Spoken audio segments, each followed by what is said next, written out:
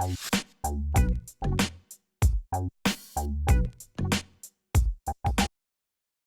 right. So listen, everybody's been inside, and I don't know about you, but I've been reading a lot about like this increased sale of like sex toys and Really? there's an increased sale of like sex toys, vibrators, and funny enough, like people feeling I guess like sexually kind of pinned up because of this Human COVID. beings are social beings. We need to be out there with others. Exactly. Also, an increase in revenue for people who are online sex workers, which I'm so happy that they were able to save themselves and figure out how to kind of shift this experience into a way that was very like lucrative and safer for them during this time, right? So, But I don't wait. Stop. An increase of revenue for online sex workers, and you said you're so happy for them because they were able to what? they were able to navigate this. So before, like say for instance, I'm a street girl, right? So I'm walking the point or walking whatever, like I'm gonna go get my money. I have to physically go out. I gotta do work. Like I have to really like go out. I gotta, smooth. I gotta touch. I gotta let them touch me. We have to have physical intercourse, but I have to exchange bodily fluids for money. A lot of work. Due to COVID, right? I don't do this anymore because I can go online now because people were so pent up because they couldn't get their fix that it's like, hey, listen, now all I gotta do is just like show a little cleave, maybe show a little nip, maybe do a little drop or something like that, and I can still get money. And maybe I wasn't even thinking about that initially. Maybe initially all I was doing was like walking the streets, but now I can walk the streets and mind you, on the streets I only have access to the people in my immediate vicinity, right? Online, I've opened up a whole global marketplace.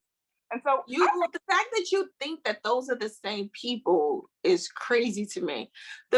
In my mind, the people who sell it on the streets, that's a different person than a person who picks up a camera and is going to monetize the ability to play with themselves for other people's enjoyment. That's not the same person.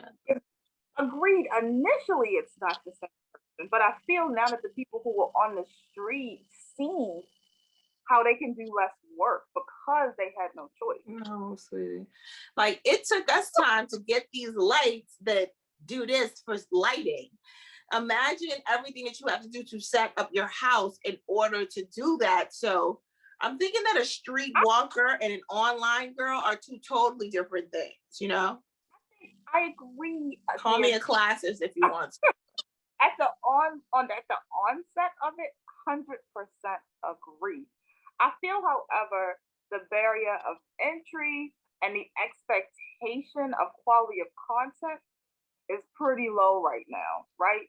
We don't need to have 5 different angles of anything. You got a camera phone, you got an internet connection, or you got some data on your phone. You have a production studio. Yeah, but you have to have, high speed internet, and you have to have, the ability to use it, the wherewithal, and a lot of times that takes a little bit of tenacity that they might not have. What if they have a pimp? Like, is the pimp taking the video? Like what? No, see, I think you're thinking of like old school street girls. The street girl of today is sophisticated. She is okay. She is evolved fast. I mean, I'm not saying that until they still need like a pimp, but they're not these lost lambs out here trying to figure it out. These they are like that. They figured it out. I'm gonna tell you right now.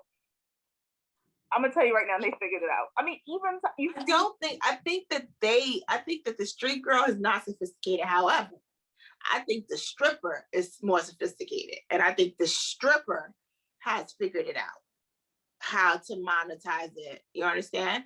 I think that the girl who's a stripper is more sophisticated than the girl who literally walks the streets. But I'm not trying to play nobody. If you're a street walker and you want to tell us that and you want to share your experience with us, please feel free to email Brandy. No, it's what is it? It's the easy podcast at gmail.com with that serious. Like I'd be really interested to kind of hear because like just my research. I mean, this is anecdotal. I've not done any third party studies, so I'm going to put that on the record. It's very anecdotal research, but my research says that like there've been reports of people in the sex industry making more money during COVID than before for doing less work. That's really interesting. That's really interesting. I never even thought about it because I'm single. I've been on a couple of dates during COVID, but not as many as I would have if we weren't in the midst of a pandemic. Most of the dates I went on them when it was warmer out, just like any other dating scene. So when it's warmer out, you want to get out, so you go on a date, and they were pretty good. We sat outside at outdoor restaurant in New York. What's that? Dinosaur Barbecue. We sat outside. It was really nice. We had drinks, and then we went for a long walk. And then, another time I went out, I would say it was like October or September. It was getting colder, so it was less seating outside. So we wound up just like getting tea and drinking it, like drinking hot tea in his car and talking. All right. And then actually yesterday I went out again. And so we go to a Korean barbecue, and the hostess at the barbecue place only gave us a 2-hour window to sit there and to have our food. So she was like, and he was a little late, but he was like texting me, telling me he was late. So then she goes, do you want to start your 2 hours now, or do you want to wait until he comes in? And I'm like, wow. And I told him that, and he said that he appreciated it because where he lives, because he lives in Brooklyn, he said that there was this place he went to, and he was like, he was waiting so long to get something to eat. They were like, yeah, but we can't kick people out. So at least this Korean barbecue place is way more efficient. They're like, no, we are kicking you out after a couple hours, or because they told you up front, not to dilly dally. You know that once you're done with your food, to let them take it away. Yeah. Oh, that's interesting. I haven't been out except one time to sit down and eat since this all started, and it was at the very beginning when they just opened up outside in City Island, and it wasn't they definitely hadn't regulated like time. So I'm interested to see how that is going forward, because it's something beautiful about going out to eat and just like letting the day unfold. Look, I've literally gone out to eat, maybe plan to have like one meal, but you're having such a good conversation with people or whoever it is that you're with that you end up making it a day, and you guys order food again, and it becomes like a whole thing, right? But now it's like I have to have a 2-hour tack on that experience. Suppose it's like a 2-hour and 15-minute experience that I'm supposed to have. I have to like pack it into 2 hours. But I don't remember. I don't know if I didn't calculate the time, but they didn't come up to us and let us know that it was what time it was, and nobody was clocking it. However, I think that in order to tell people you have a 2-hour window, it's sort of like for them to put the bug in their ear. And so then you can decide, so then you won't go too far, because we've all been pre-COVID to coffee shops where people were sitting there literally for 7 and 8 hours, and there's no place for you to sit. That's not cool. It's not cool for the small business. However, if you create a culture that supports that type of engagement and people are there, and you require, because I don't think it's fair to just kind of sit there and don't patronize the store, right? But if I am sitting in a coffee shop all day and like every 2 hours or so I go and purchase something, I can't help that you came later in the day and there was no rotation space for you to get in my opinion. If I'm deciding to patronize this place all day, and they created a culture where they invite people to come, stay, work, exist, why is that a bad thing? I just think that, I mean, on one hand, I can see what you're saying, but on the other hand, I think that there should be a cap. Like we should have a societal, just like we have societal norms. You know, when you go to the bathroom and you use the bathroom, when you put that little seat thing on it in a public bathroom, you make sure that when you leave the bathroom, it is not still sitting there. Okay, you flush it down the toilet, or you just, I mean, that's just like a cultural norm, right? Because if people were to do it, you're like, ew, she left the seat thing. Like, everyone knows it's not what you do, right? And I think that there should be a cultural norm when it comes to a cap and how long you're going to stay. Because I don't think that it's fair to, like, and we live in New York where real estate is premium. So people have small spaces. And for you to think that 2 cups of coffee every 2 hours when you've been there 8 hours. So that's 3 goes into 4, like 4. So that's 4 cups of coffee that you bought. Let's just say the coffee was $3, 3, 6, 9, 12. You thought $12 was enough for you to sit there? That's why they have spaces like WeWork. No, I totally hear you, but and I mean, I'm not gonna say the brand that totally shifted the game on us, because I don't want them to necessarily come for us and they're not paying us to mention them. But you can't create a culture of overpriced coffee and community and then switch the game when people decide that they're going to embrace the culture that you introduced.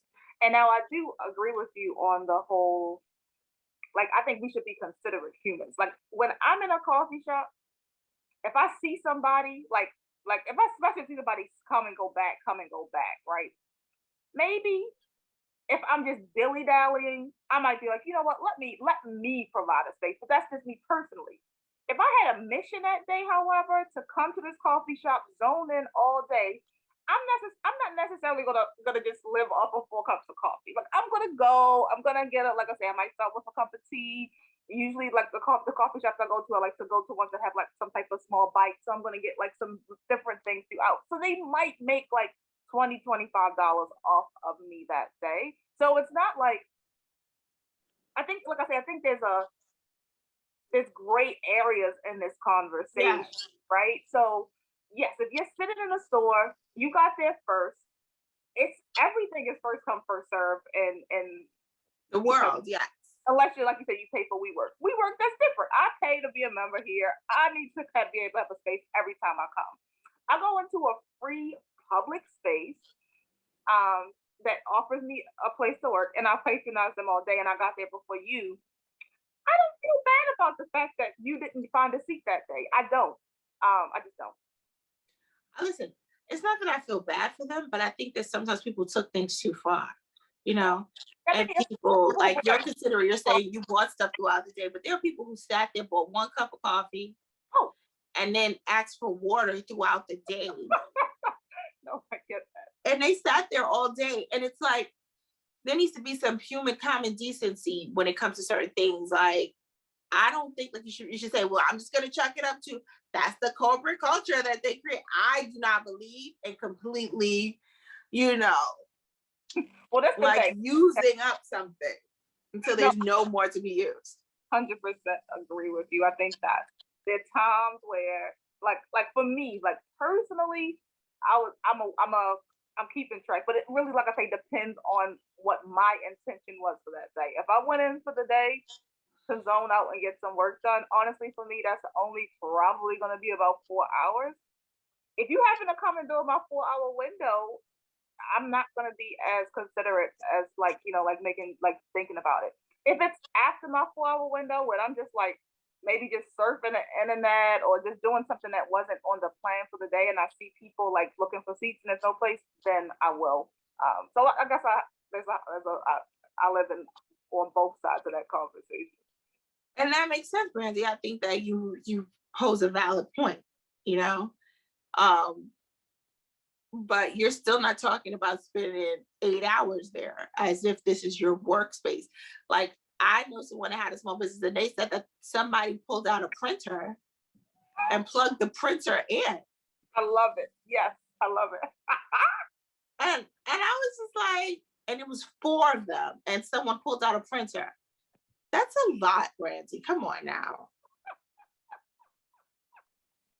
I love the boldness of people. No, pulled out the printer and then didn't even get anything. Didn't even buy anything. Oh my God, that's hilarious. But I'm not. That's classic. But speaking of classic, so Come on now. we talked about, we went all the way around the Mulberry Bush with this. We opened up with sex workers, we went into dating, we went into sex. Yes. And listen, all we really wanted to get to was our interview with Dr. Yes. Simone back to help us figure out if we're gonna go out to date, if we're gonna go out to sit in a coffee shop, what are some ways, what are some herbs, what are some teas that we could have in order to make sure that that experience is healthy. So enjoy our That's definitely a good idea, because you have to ask yourself, do I like this person enough to share air with them? Because sharing air with you could put other people at harm. That's a real like. droplets, right? Doesn't the air have to have droplets? This is not breathing. Like let's not give the illusion this is like airborne and it's contagion and we're like gonna be like, like. Yeah, but when people talk, like, we like expressive droplets. Like, I don't want your droplets on me. Like. All right, guys. Next segment with Dr. Simone Lord. Enjoy. All right, guys. So, we're stuck in, but it doesn't necessarily mean that we want to be alone. So, what happens when you want to take the online dating offline? Vaughn, how do you usually handle that? See, always be fair. Wow. I feel like, for the first 2 weeks, we are in a pandemic. So I don't know you. I don't know if I want to share breath with you, if your droplets can get on me. And so therefore, it should be FaceTime, And so you see me now, try to have looking good in the camera, good skin. But I think that all of those things are important. Like the first time you meet someone, like, what are you going to wear on FaceTime so that you don't look, like we were just saying before this video, like too boobalicious, so that you don't look too like you thirst trapping, like you just met the dude. Like, don't show up in a bikini, all right? And so I think that also, so like when it comes to like your skin, because this is a visual media, so like what tips can you give us on maybe like something we could drink so that our skin looks good, right?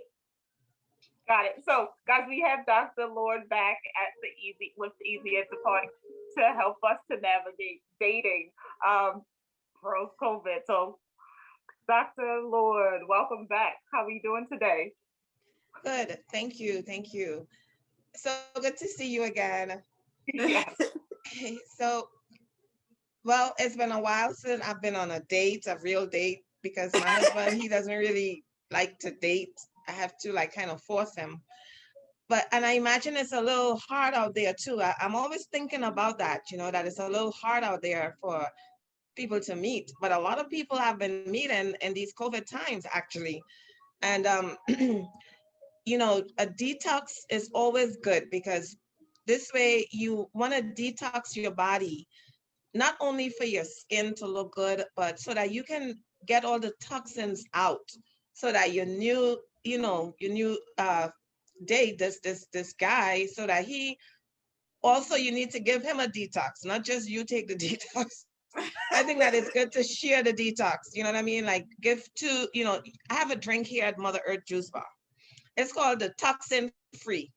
So what that does is that it helps you to shed out all the old toxins in your body, especially now it's going into the summer, going into spring and summertime. So we want to get ready for, for looking good and healthy, and to feel good and healthy. Because if we don't feel good and healthy, then, we will be kind of slouched down when we go out on a date. We won't be much fun, because we kind of depressed, looking at the guy sideways because maybe he got the COVID and stuff. So it might be a good idea to go to a juice bar for your first date. Maybe if you can't make it all the way out here in Kew Gardens, but you can go to like a health food, kind of like some place that you can get a juice, a detox so juice. You have like a skinny green tea juice, so that I can get rid of the green juice. We got a green juice called the Take Care of Me. Okay. So That one has a lot of celery, it has a lot of kale, green apple, and it tastes good, you know. And you could also put some cucumbers in there. So all of these things will help to detox the body so that by the time you go out on the date, you're not you're not sweaty in terms of like sometimes people perspire and you don't want to be smelly too. So the guys especially, so it's a good But thing I'm to talking about you helping me getting rid of this COVID 10. All right. I need to get rid of the COVID 10. That's what I need the juice for. So what was the question? How do you get rid of the COVID tick? 10, the 10 pounds. Yes, the juice. I need the Oh, juice for 10 pounds. that's easy. That one is easy. It requires a bit of discipline, but it's pretty easy. So the first thing you do is you fast. You do like a detox, 7 days. 7 days, you learn new habits. You every day we have a tea here called the flat belly tea, but That's it right. doesn't just make your belly flat, it cleans your blood out. So that's good for people who have like kidney disease or onset liver problems, don't know. Break the pattern. You clean out, flush out the liver, the kidneys, clean up that blood, and that is really good skin for you too. Because once you clean up that blood, no pimples, no acne. If you have eczema, it starts going away. So these are good drinks, to clean that system out. And for 7 days, you can do a juice fast. That will clean you out really, really good. No food, you can do soups, you can do salads, you can even do some steamed veggies, but no food, until like maybe 7 days later. If you can make it last for 30 days, you'll be so slim and sexy you wouldn't even know yourself. But what Trust if you me. start sagging? Well, From 10 pounds.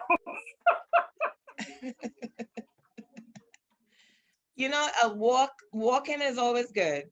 You might meet somebody too when you go walking. That's what it is, because you'll be looking so good, people follow you. She said you're gonna look so good, you're gonna get a stalker. All right, girl. I'm gonna take your word for it. Yeah, you're gonna start looking good. That all that watermelon.